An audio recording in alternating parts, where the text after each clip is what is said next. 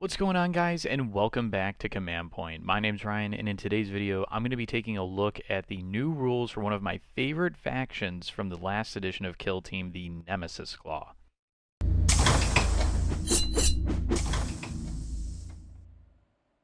Before we get into the rules, guys, make sure to like, comment, and subscribe, that way you don't miss out on any of our upcoming Kill Team content. So with the Nemesis Claw, we have a 6 operative list here. You have the Visionary, who's equipped with a lot of different weapons: the Plasma Pistol and the Nostroman Chainblade, Bolt Pistol, Power Weapon, or Power Maul, or Power Fist. And then we have the 5 Nemesis Claw operatives selected from the following list: the Fearmonger, the Gunner, the Heavy Gunner, the Screecher, Skin Thief, Ventriloquar, and Warrior. And other than Warrior operatives, you can of course only include one of each operative. Their archetypes are Infiltration and Seek and Destroy. So guys, their faction rules have been updated here with Astartes. So during each friendly operative's activation, it can perform either 2 shoot actions or 2 fight actions. If it's 2 shoot actions, a bolt pistol, bolt gun, or scoped bolt pistol must be selected for at least one of them, and each Nemesis Claw operative can counteract regardless of its order. So that is a huge change for this team. It used to be you had to spend a CP, or excuse me, you had to use a strategic ploy if you wanted to shoot twice or fight twice. Now they just get that for free, and they can counteract regardless of their order. That's huge. In Midnight Clad has been changed. Whenever an enemy operative is shooting a friendly Nemesis Claw operative, that operative is obscured if both of the following are true: it's more than 6 inches from enemy operatives it's visible to, it has heavy terrain within its control range, or any part of its base is underneath vantage terrain, so you're no longer benefiting from any sort of light terrain. For strategic ploys, we have come for you. Whenever a friendly operative is activated, if the first action it performs during that activation is the charge action, when it ends its move during that action, you can inflict D3 damage on one enemy operative within its control range. The Black Hunt: whenever a friendly operative is shooting against, fighting against, or retaliating against a wounded enemy operative, you can reroll one of your attack dice. Prey Sight: whenever you're selecting a valid target for a friendly operative, enemy operatives within 6 of it cannot use light terrain for cover. While this can allow such operatives to be targeted, assuming they're visible, it doesn't remove their cover save. Finally, they have Return to Darkness. One friendly operative can immediately perform a free fallback or reposition action, but it must end that move with heavy terrain within its control range, or any part of its base underneath vantage terrain. In addition, it cannot end that move closer to enemy operatives. Going into their Firefight ploys now, they have Vox Scream. Use this Firefight ploy when your opponent would activate an enemy operative. Your opponent cannot activate that operative during this activation.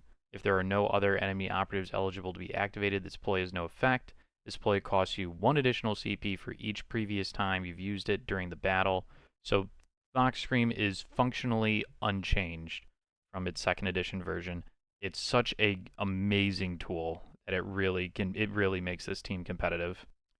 Death to the False Emperor: use this Firefight ploy when a friendly operative is shooting against, fighting against, or retaliating against an operative with the Imperium keyword.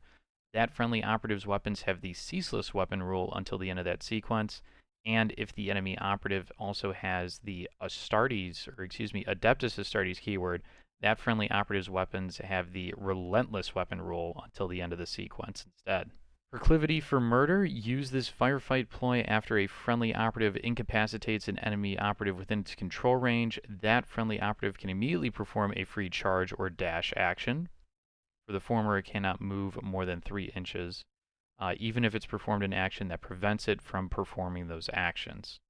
And then finally, we have Dirty Fighter. Uses Firefight ploy when a friendly Nemesis Claw operative is retaliating. At the start of the resolve attack dice step, you can resolve one of your successes before the normal order. If you do, you cannot resolve any other successes during that sequence. Let's move on now into the operatives themselves, starting off, of course, with the Night Lord's Visionary. 3 APL, 6 move, 3 up save, 15 wounds. We've got I'm most interested in looking at the Plasma Pistol and Nostroman Chainblade, because that's how I have my Visionary built. So the Plasma Pistol, 4 attacks on 3s, 3-5, range 8, piercing 1. If you supercharge, it gains hot, lethal 5 up. The Nostraman Chainblade is 5 attacks on 3s, 4-5 with rending. And the Bolt Pistol is 4 attacks on 3s, 3-4, range 8. We can also take a Power Maul. I don't remember seeing that in the... Oh yeah, Power Maul. Huh.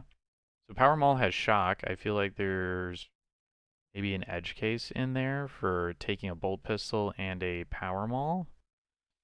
So the abilities Prescience, Psychic. In the ready step of each strategy phase, you gain D3 Prescience points. You can spend your Prescience points in the Firefight phase as follows. You cannot use each of the following rules more than once per turning point. Foreboding. Whenever it's your turn to activate a friendly operative, you can spend one of your Prescience points to skip that activation. Portent. Whenever an attack dice inflicts normal damage on this operative, you can spend one of your Prescience points to ignore that inflicted damage. That's very good. And you cannot gain or spend Prescience points if this operative is incapacitated. It has a 1 AP ability Premonition, so spend one of your Prescience points to gain 1 CP.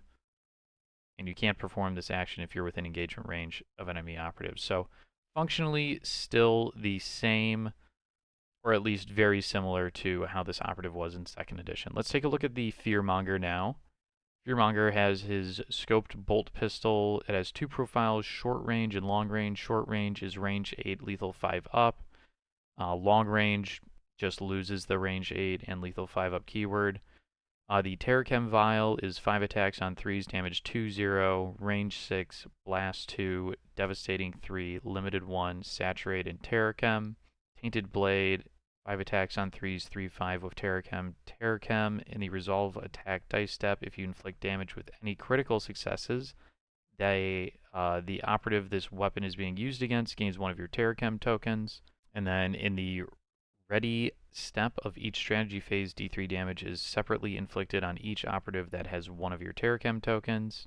And then he has the Poison Objective ability for 1 AP. Select an objective marker this operative controls to gain one of your Terrachem tokens. It cannot be an objective marker within control range of an enemy operative or one that already has one. The first time that objective marker is within control range of an enemy operative that doesn't have one of your Terrachem tokens, that operative gains the token, then inflict 2d3 damage on it if it's during an action at the end of that action.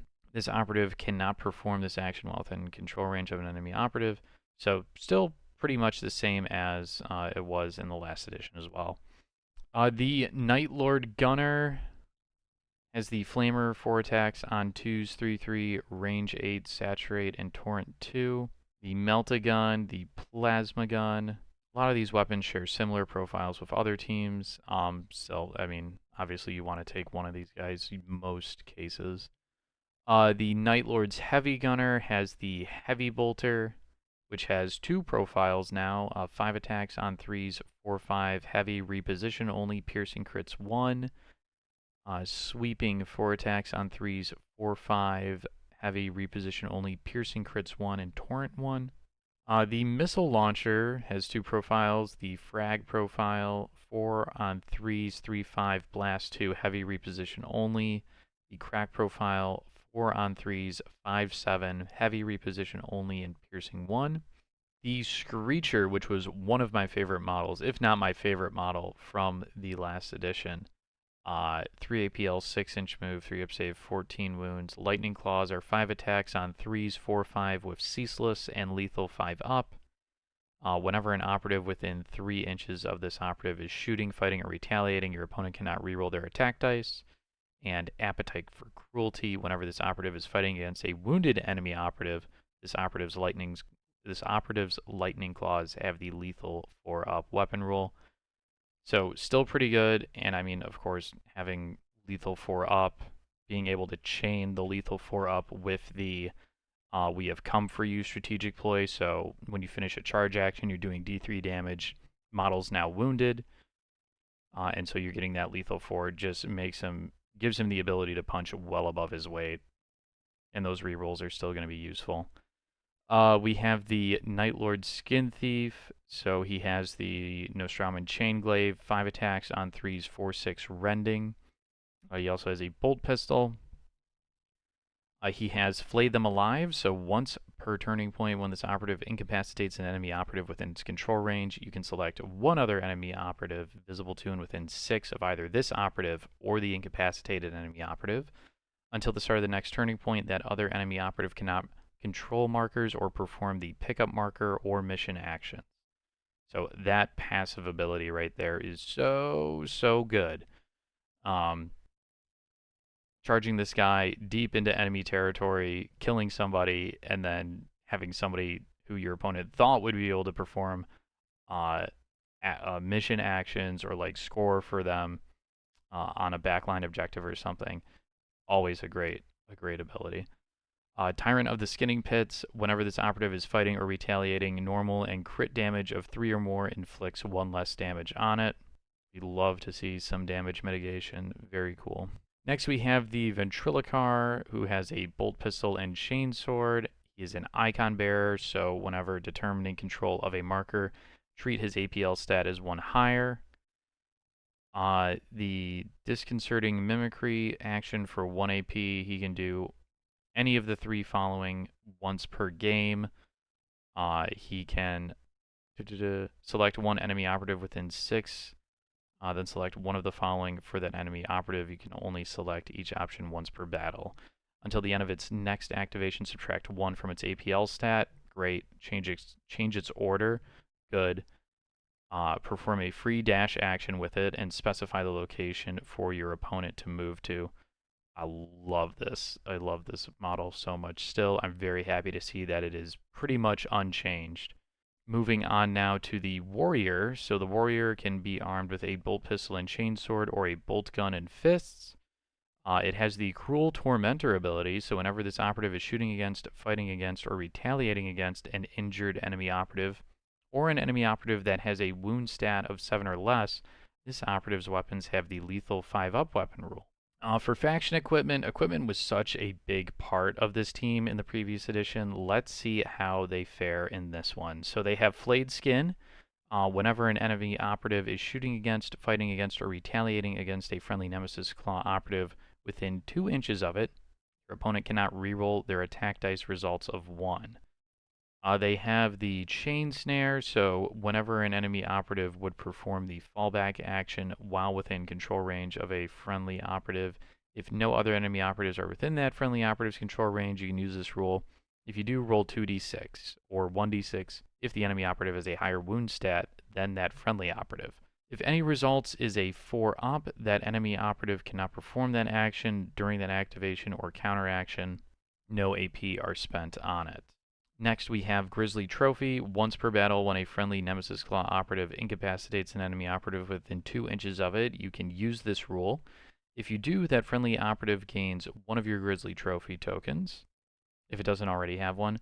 Whenever a friendly Nemesis Claw operative that has 1 of your Grizzly tokens is visible to and within 2 inches of an enemy operative, subtract 1 from the attack stat of that enemy operative's weapons. And lastly, we have Comms Jammers, so whenever an enemy operative is within 8 inches of a friendly Nemesis Claw operative, that enemy operative's APL stat cannot be added to. Note that this doesn't affect APL stats that have already been changed. So guys, what do I think of the changes to the Nemesis Claw kill team in 3rd edition, but being able to double fight or double shoot for free, and being able to counteract? It doesn't matter if you are in conceal or on engage. That's huge. Midnight Clad did get a little bit worse because you no longer benefit from light terrain, but I think there's enough heavy terrain on most boards at most tournaments, especially now after like the Vulcus terrain is coming out, that you're gonna still find a lot of you're gonna get a lot of mileage out of that ability. So overall, I'm still excited to play these guys. They were my favorite team last edition. And I mean, I don't really know what team I want to like main at the start of this edition, but they are very close to the top on my list. Let me know what you guys think of the new Nemesis Claw kill team down in the comments section below. If you've made it this far in the video, thank you guys so much for watching. Make sure to subscribe if you have not. We are very close to 10,000 subscribers. Shane and I, we've been doing these videos for almost 5 years now, and I would really like us to hit 10,000 subscribers. with this new 3rd edition of Kill Team. So thank you guys so much for watching, and I'll see you all again in the next one.